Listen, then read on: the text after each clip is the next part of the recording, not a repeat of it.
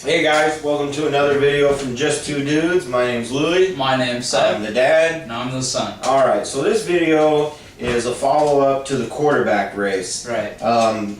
The coaches are still holding steady that they don't know who the starter is. Right. Well, they've said they have a plan to who it is, but we're still not getting anything yet. Yeah, they said it's become a little clearer who the starter might be. But who knows what that means? But what I'm going to say is in the first two games, as weak as our first two opponents are, it doesn't matter. I think all three of them are going to play. Yeah. I think they're going to try some stuff out, and I think actually the starter for the season is who comes out for the Washington game. Yeah, because Zach Lee can look good, Cody Green can look good, right, and Taylor Martinez, they can all look good in these first two games. Right. But one thing the coaches have to kind of always keep in the back of their mind is the team always looks to the quarterback. Yeah. So do you have to pick a starter, so your team can have somebody to rally behind? Or normally I would say yes, because normally there's a certain guy that even if they say they get equal reps, they're really not. But these three are getting equal. They are getting equal reps with the number one team. I don't really think it bothers this team. I really think the players around the quarterback, and I'm sure everybody that is going to be a key offensive player, from receivers to linemen, the running backs, they all have their own favorite. But I think no matter who is our main starter, I think that they'll play just as fine for that guy as the other two.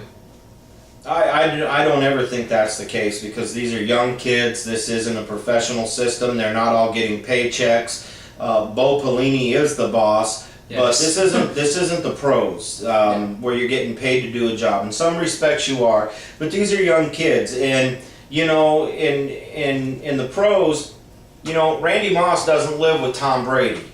As is the case with college kids, where Niles Paul, for all we know, could be rooming with Taylor Martinez. I mean, you never know. So naturally, he's going to pull for him. Hopefully, all that matters is the kids want whoever is going to be out there, who they feel most confident to lead them to a victory. Right. As far as the quarterback race goes, Deshaun Watson's been talking quite a bit lately about the progress that all three of them have made. Yeah, and he said that all three of their weakest points they've all gotten better on. Right. With Zach, it was the running aspect of it. With Cody Green, it was more of the game management, and of course with Taylor Martinez, he's got the running part down. We all know that. Yeah. But he needs to work on passing. And everything we've heard is that all three of them have made really significant progress at their weak points. And honestly, to me, that just confuses me more. I've rattled my brain over the starter so many more times than I had since spring started. I've kind of always had the thought that Zach Lee was going to be the starter, Taylor Martinez was going to get special packages. Mm-hmm. And I still think that's the case, but there's part of me that thinks that Taylor Martinez is going to be the starter. It's just it's not as concrete as it was, and even I'm starting to change my own opinions. Yeah. It's just, this whole thing is just getting getting crazy. Yeah, and as far as who we think it's going to be, I still think it's going to be Zach Lee. I think he encompasses all three of the phases, which is the running game, the passing game, and game manager. I think he gives us the best combination of those three. Right. I think it's going to be Zach Lee. Is that who you still think? I still think it's going to be Zach Lee, but I think, as I've said all along, that Taylor Martinez is going to get a lot of packages. I could honestly see Zach taking 60% of the snaps and Taylor Martinez taking the other 40%.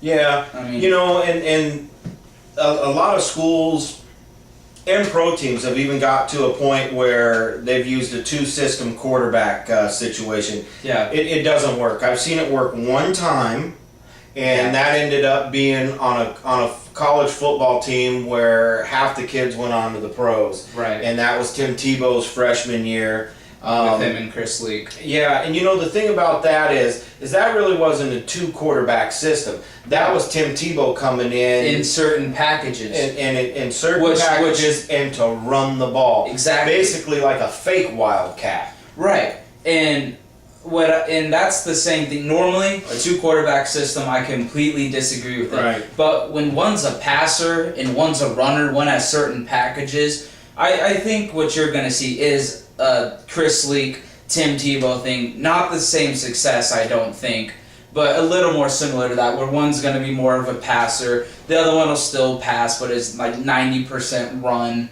and that's still what I think. So I think in this situation that a 2-quarterback system can work, especially with the defense we put on. Yeah, because it's not a pro-style offense. Right. You're not telling the other quarterback to come in, use a 3-step drop, a 7-step drop, go through progressions. Right. You have set plays that the rest of the team knows what he's coming in for. When they see him, they know what plays are going to be run. Yeah. So it's almost not like a 2-quarterback system. Yeah. In this situation, at least I don't think it'll be. If it is, if Taylor Martinez and Zach Lee are asked to do the exact same things, that will not be successful. It doesn't work. I think if you ask 2 guys to do the same thing, maybe not at the start, but throughout the course of the year, I think you'll see a little more offensive divide and a little more of a team divide, which that just can't happen this year. Yeah, and Cody Green. Boy, he was the talk of the town last year. Everybody wanted him when Zach Lee struggled, and I'm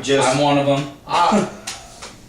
You just don't hear anything about him. You hear nice pats on the back from coaches. Yeah. You don't hear anything like he's really improved his passing. Right. Oh boy, he's really become a better game manager. They say it in one word, in small sentences, and they don't elaborate on it at all. Right. When they bring up Taylor Martinez, they'll give you a sentence, but then they go on about it. It's not just that we haven't heard much from the coaches, it's the other players. Like Will Compton said that he said in an article that I read in the Journal-Star that the defense hates chasing Taylor Martinez. Yeah. So that's a little more of an elaboration.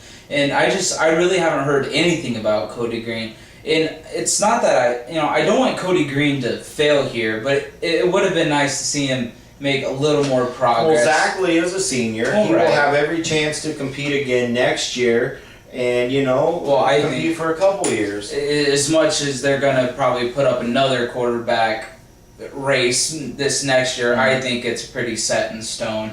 I think the coaches are really high on Taylor Martinez. I think us fans, we all are, and I almost think it's a lock next year. Okay, so quarterback race, what it comes down to, it's Wednesday night, first game is Saturday. I think it's Zach Lee. I think we're going to see probably 4 or 5 quarterbacks play because it better be a rout. It better. LaTravis Washington should get a couple series. If Cody Spano's healthy, I wouldn't even doubt to see him in there. Yeah. I still think that the real starter for this season we will know when we play Washington. And I agree 100% with that. All right, so that's where we're at. See you guys later. See ya.